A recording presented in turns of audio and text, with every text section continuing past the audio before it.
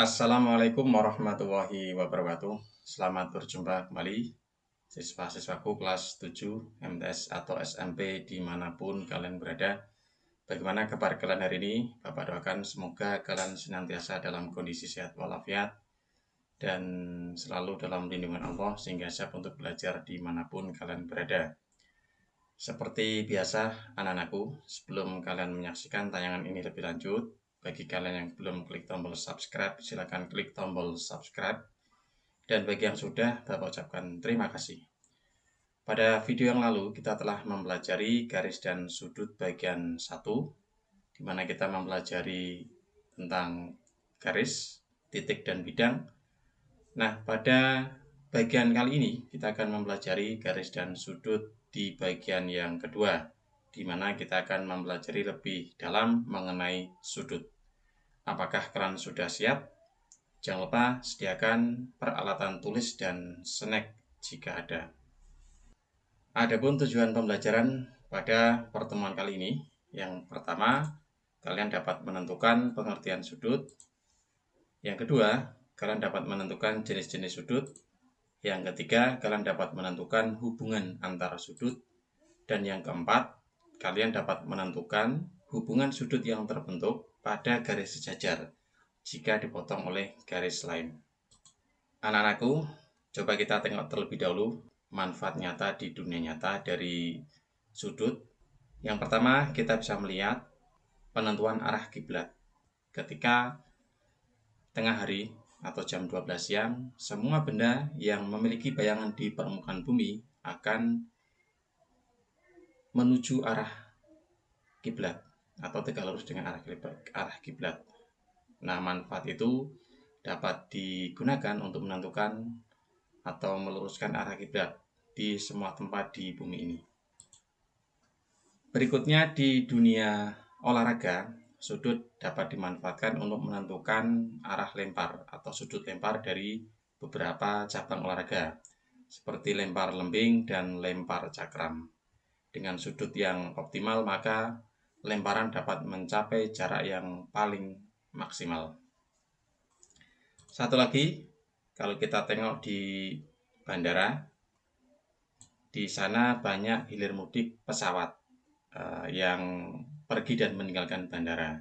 Tentunya mereka tidak saling bertabrakan, mereka mendarat dengan tepat itu karena sudah memanfaatkan sudut terbangnya, atau mereka lebih mengenal dengan istilah jurusan 3 angka. Nah, itulah sekilas dari manfaat sudut di dunia nyata. Saya yakin masih banyak manfaatnya yang belum kalian sadari selama ini. Jadi jangan ragu-ragu untuk mempelajari matematika karena manfaatnya sangat banyak sekali di sekitar kita. Mari kita lanjutkan ke materi inti.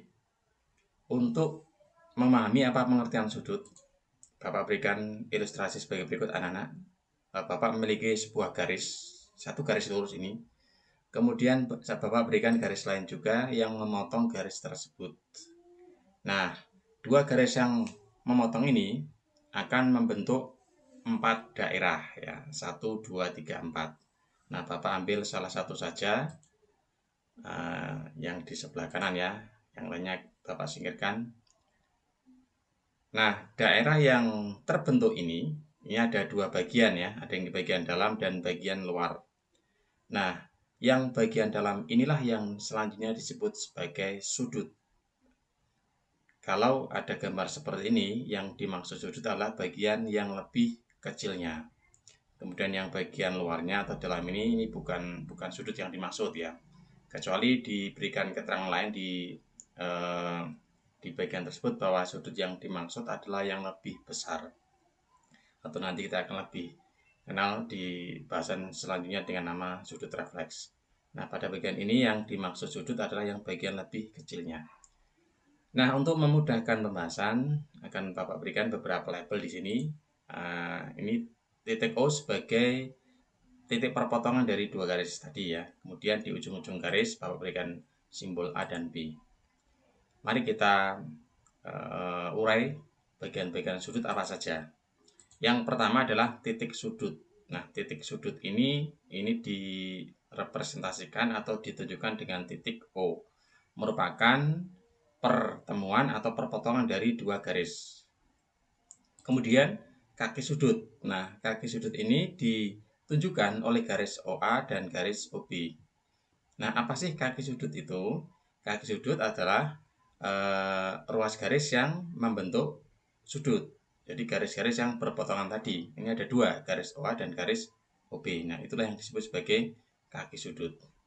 Berikutnya, daerah sudut ada juga yang menamakan sebagai besar sudut. Nah, di bagian manakah itu? Nah, di bagian daerah antara dua kaki sudut. Nah, ini sebetulnya ini memanjang tak terhingga ya, memanjang tak terhingga. Untuk memudahkan Bapak batas saja sampai di sini. Jadi sepanjang daerah yang berada di antara dua kaki sudut itulah yang disebut sebagai besar sudut atau daerah sudut. Nah, untuk mengukurnya nanti di bahasan selanjutnya itu kita menggunakan alat ukur yang disebut dengan busur derajat. Nilainya dari 0 derajat sampai 360 derajat. Itu untuk satu putaran penuh. Inilah ya yang dimaksud dengan daerah sudut. Ditunjukkan dengan anak panah seperti ini. Bisa ke bawah atau bisa ke atas. Berikutnya, bagaimana cara memberi nama sudut? Ada dua cara. Yang pertama dengan satu huruf. Nah, satu huruf ini kita dengan mengambil titik sudutnya. Nah, pada contoh di sini gambar di atas bisa kita beri nama dengan sudut O. Ini simbol untuk sudut ya. Bukan lebih kecil tapi simbol untuk lebih sudut. Bagian bawahnya ini lurus, tidak miring. Kemudian cara yang kedua itu dengan menggunakan 3 huruf. Nah, 3 huruf ini sesuai namanya, maka yang digunakan adalah 3 huruf. Huruf apa saja? Yang jelas yang di bagian tengah itu adalah titik sudutnya. Kemudian di bagian samping kanan dan kiri kita ambilkan nama kaki sudutnya. Jadi untuk gambar di atas ini 3 huruf bisa kita pakai untuk memberi nama adalah sudut AOB atau sudut BOA. Nah, dengan demikian yang dimaksud dengan sudut adalah daerah yang terbentuk oleh dua garis lurus yang saling berpotongan. Oke, sampai di sini mudah-mudahan bisa dipahami anak-anak. Kita teruskan ke jenis-jenis sudut. Untuk memudahkan, ini langsung Bapak gambarkan saja ya. Ini dari satu garis kemudian akan Bapak kembangkan menjadi beberapa jenis sudut. Nah, yang pertama Bapak punya gambar seperti ini. Ini ada sudut ya. Ini kurang, nah besarnya sekitar segini, sekitar ini ya. Ini kurang lebih besarnya kurang dari 90 derajat. Nah, ini disebut sebagai sudut lancip. Nah, sudut lancip itu besarnya kurang dari 90 derajat. Berikutnya Bapak kembangkan lagi, besar sudutnya semakin membesar ini, gambar seperti ini. Ini kadang ada yang memberikan simbol di sini dengan tanda kotak atau huruf L. Ini besarnya 90 derajat. Nah, ini dinamakan dengan sudut siku-siku. Jadi sudut siku-siku itu besarnya 90 derajat. Berikutnya, ini semakin membesar ya anak-anak. Ini namanya sudut tumpul. Nah, sudut tumpul ini besar sudutnya lebih dari 90 derajat, kurang dari 180 derajat. Oke, kita lanjutkan. Berikutnya, nah ini membentuk garis lurus. Ini disebut sebagai sudut lurus. Besar sudutnya itu pas ini 180 derajat, tidak kurang, tidak lebih, pas 180 derajat. Berikutnya, kalau sudutnya semakin membesar lagi nih. Nah, seperti ini ya. Ini lihat anak panahnya. Besar sudutnya yang ini, bukan yang kecil ya. Ini disebut sebagai sudut refleks. Nah, sudut refleks ini besar sudutnya lebih dari 180 derajat dan kurang dari 360 derajat. Satu lagi. Nah, ini balik ya. Garisnya balik lagi dari awal kembali ke titik semula. Nah, seperti ini ya. Satu lingkaran penuh ini. Nah, yang seperti ini disebut sebagai sudut satu putaran. Nah, sudut satu putaran ini besar sudutnya 360 derajat. Oke, mudah-mudahan bisa dipahami ilustrasi ini. Selanjutnya, hubungan antar sudut. Nah, kita coba terapkan di contoh ini dua sudut yang kita hubungkan ya. Dan nanti bisa dikembangkan karena tidak hanya hubungan ini berlaku untuk dua sudut saja, lebih dari dua sudut. Yang pertama, hubungan berpenyiku atau komplement. Bapak ilustrasikan ada dua sudut seperti ini. Nah, ini ketika Bapak gandengkan atau himpitkan, kedua sudut ini membentuk sudut siku-siku atau 90 derajat. Jadi, nah ini ya, 90 derajat. Jadi, sudut-sudut yang berpenyiku atau berkomplement artinya dua sudut atau lebih, bisa dua, bisa lebih ya. Dua sudut atau lebih yang jika digabungkan itu besar sudutnya 90 derajat. Apa tuliskan di sini ini jumlah besar sudut penyusunnya 90 derajat. Nah, pada contoh ini adalah ada dua sudut ya. Nanti di kasus yang lain kalian menemukan 3 sudut, 4 sudut tidak masalah. Selama dia jumlah sudutnya 90 derajat ketika dijumlahkan, maka mereka hubungannya berpenyiku atau komplement. Berikutnya berpelurus atau suplemen. Gambarannya seperti ini, ada dua sudut, kemudian ketika dihimpitkan atau dijadikan satu, dia membentuk sudut lurus. Jadi jumlah besar sudut penyusunnya sama dengan 180 derajat. Ini pun tidak hanya berlaku untuk dua sudut anak-anak ya. Bisa diterapkan juga untuk 3 sudut, 4 sudut. Selama mereka jumlah sudutnya, besar sudutnya 180 derajat, maka hubungan mereka adalah berpelurus atau suplemen. Kemudian yang ketiga, bertolak belakang. Nah, gambarannya seperti ini. Ada dua sudut. Nah, kalau kita cermati, kaki-kaki sudut ini itu saling membentuk garis lurus. Nah, yang seperti itulah yang disebut memiliki hubungan bertolak belakang. Kemudian untuk sudut-sudut yang bertolak belakang ini besarnya sama. Jadi yang diberikan tanda panah ini ya, atas dan bawah ini besar sudutnya sama. Kemudian yang di dua bagian lainnya atas bawah ini juga sama karena bertolak belakang ya. Kemudian yang terakhir adalah sudut refleks. Tadi di awal Bapak singgung sedikit sudut refleks ya. Nah, gambarnya seperti ini. Ini ada dua sudut.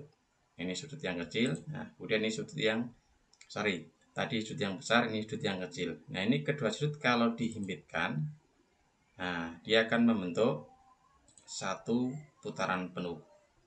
Jadi sudut refleks itu artinya hubungan sudut refleks dengan sudut asalnya itu kalau dijumlahkan ya, ini jumlah besar sudut penyusunnya 360 derajat. Nah, ini khusus berlaku untuk dua sudut ya, sudut refleks itu. Selanjutnya, sudut-sudut pada garis sejajar jika dipotong oleh garis lain. Bapak punya dua garis sejajar seperti ini. Ini ada simbol anak panah, ini artinya dua garis yang sejajar. Kemudian dua garis tersebut dipotong oleh garis lain. Ini bisa miring ke kiri, bisa miring ke kanan, sama saja ya. Bapak ambil miring ke kiri aja, tidak apa-apa. Nah, setelah dipotong oleh garis lain, maka di garis sejajar tersebut sekarang muncul 8 sudut, 4 sudut di atas, 4 sudut di bawah. Untuk memudahkan, Bapak berikan label ya. Yang di atas label daerah A, kita beri nama dari 1 sampai 4. Ya, ini artinya sudut A1 di sini, ini sudut A2, sudut A3 dan sudut A4. Kemudian di bagian bawah, Bapak berikan label juga, label B sekarang. Bapak berikan nomor juga indeks dari 1 sampai 4, tapi ini secara acak, tidak sama dengan yang A tadi ya. B1 di bawah, B1, B2, B3, dan B4. Nah, kita akan coba mengamati hubungan sudut-sudut di daerah A dengan sudut-sudut di daerah B. Apakah mereka memiliki hubungan? Baik, yang pertama, sudut-sudut hadap. Nah, sudut-sudut hadap ini artinya sudut-sudut yang menghadap arah yang sama. Nah, ini besarnya sama ya untuk sudut-sudut hadap ini.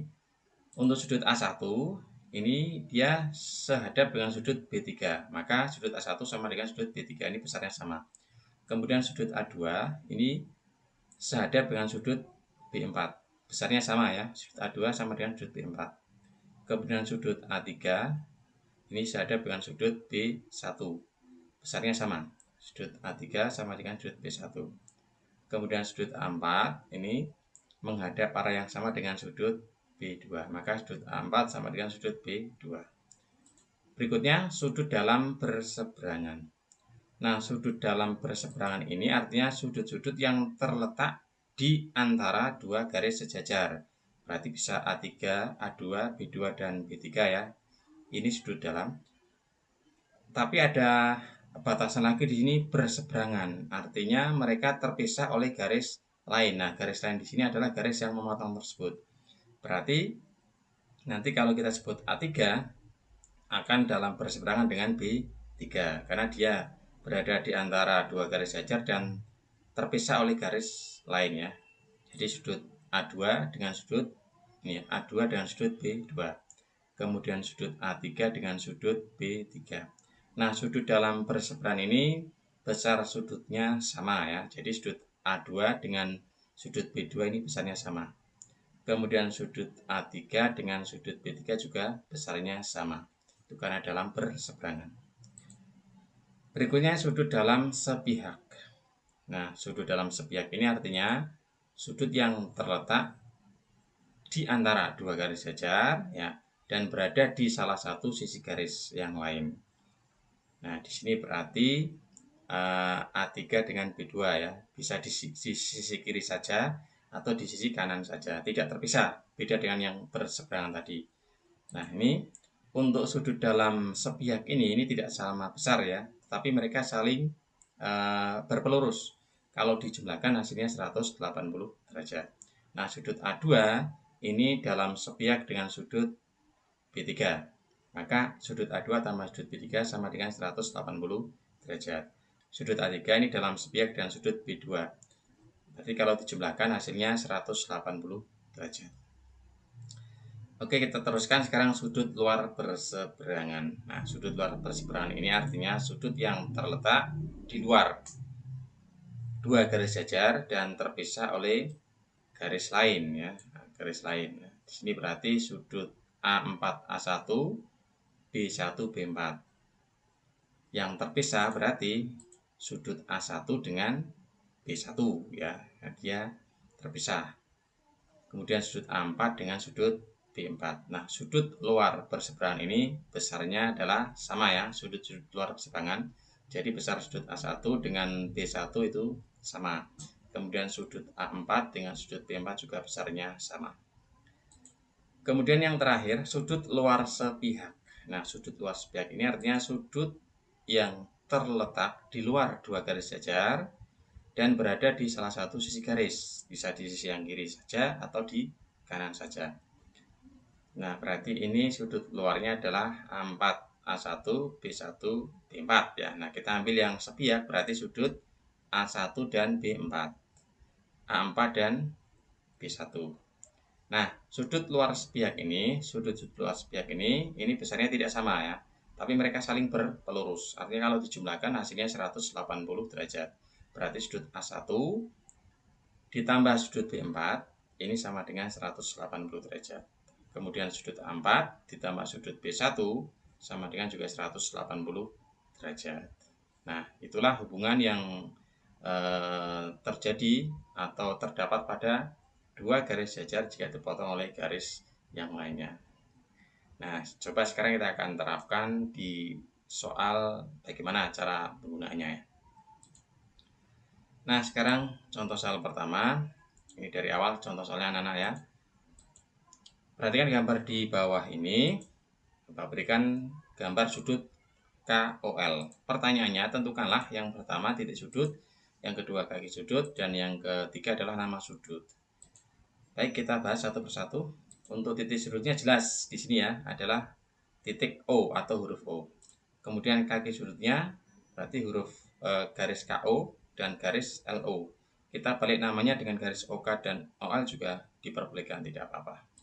Kemudian nama sudutnya ini bisa dengan satu huruf yaitu sudut O. Kalau dengan tiga huruf berarti sudut KOL atau sudut LOK. Oke, mudah-mudahan bisa dipahami. Contoh yang kedua. Diketahui besar suatu sudut 56,3 derajat. Tentukanlah yang pertama jenis sudut tersebut. Yang kedua komplemen sudut tersebut. Yang ketiga suplemen sudut tersebut. Nah, kita bahas satu persatu. Jenis sudut, kita lihat ya, ini besarnya 56,3 derajat. Nah, artinya dia kan kurang dari 90 derajat. Maka sudut tersebut termasuk jenis sudut lancip ya. Kemudian yang kedua, kita disuruh menentukan komplement. Komplement itu kan yang membuat sudut besarnya menjadi 90 derajat. Kita misalkan komplement sudut tersebut sebagai X ya. Maka hubungannya antara X dan sudut tersebut jika ditambahkan hasilnya 90 derajat.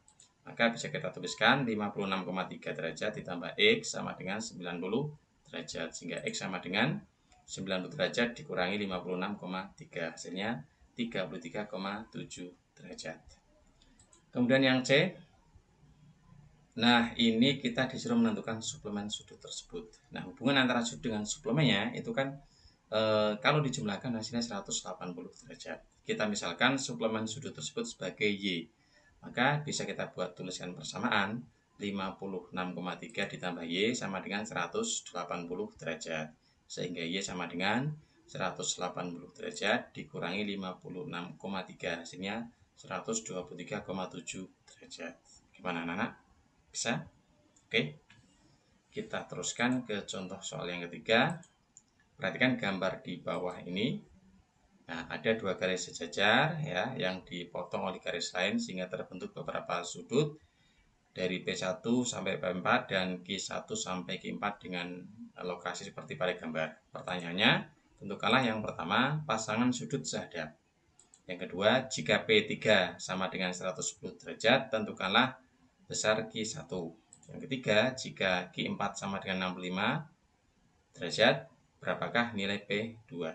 Oke, kita bahas satu persatu.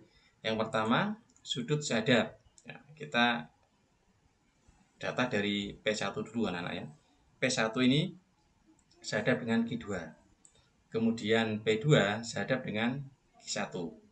Kemudian P3 dengan Q3 ya, dan P4 dengan Q4. Jadi lihat gambarnya, belum tentu P1 dengan Q1. Kita harus lihat dulu gambarnya. Kemudian yang kedua, P3 dan Q1. Kita lihat hubungannya P3 dan Q1. Nah, ini hubungannya apa anak?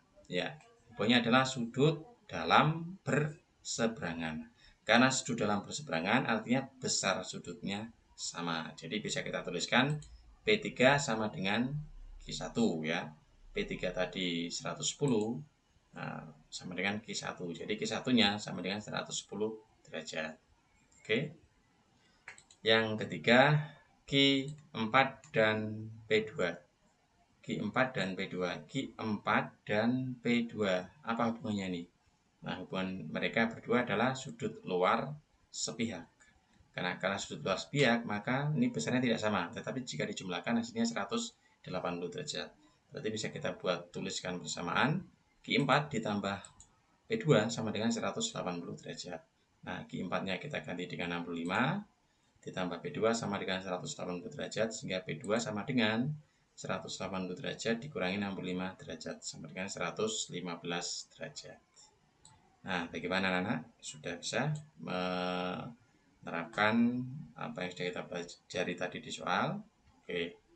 Nah, untuk selanjutnya, untuk melatih kemampuan kalian, setelah melihat tayangan ini, silakan akses Google Classroom kalian dan cari latihan soal yang sudah Bapak buat untuk kalian.